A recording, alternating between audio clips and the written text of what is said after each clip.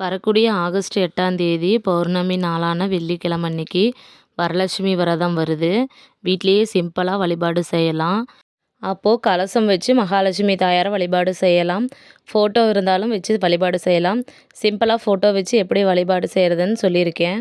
மகாலட்சுமி தாயாருடைய படம் இருந்தால் எடுத்து பன்னீரால் நல்லா சுத்தமாக தொடச்சிட்டு மஞ்சள் குங்குமம் வச்சுக்கலாம். நான் என்னுடைய தாயாருக்கு மஞ்சள் கயிறால் தாலி போட்டிருக்கேன். ஒற்றைப்படையில் எத்தனை விளக்கு வேணுமானாலும் வச்சுக்கலாம். நான் வெள்ளி விளக்கில் நெய் விட்டு தீபம் போட்டிருக்கேன். குத்து விளக்கு 2 வச்சுருக்கேன். அதில் ஒற்றை திரி போட்டு வச்சுருக்கேன். முதல் கடவுளான விநாயகரையும் கண்டிப்பாக வைக்கணும். நம்மளுடைய குலதெய்வத்தையும் வைக்கணும். நான் ஃப்ரூட்ஸும் வச்சுருக்கேன். முக்கியமாக வாழைப்பழம் வைக்கணும், வெத்தலைப்பாக்கு வைக்கணும். கிடைச்ச எந்த பழமாக இருந்தாலும் வச்சுக்கலாம். ஒற்றைப்படையில் எத்தனை தாம்பூலம் வேணாலும் கொடுக்கலாம். கண்டிப்பாக ப்ளவுஸ் பீட்டு, வளையல், மஞ்சள் குங்குமம், மஞ்சள் கயிறு, கண்ணாடி, சீப்பு, கோன், பொட்டுன்னு பெண்களுக்கு பயன்படுத்தக்கூடிய பொருட்கள் எவ்வளவுனாலும் கொடுக்கலாம்.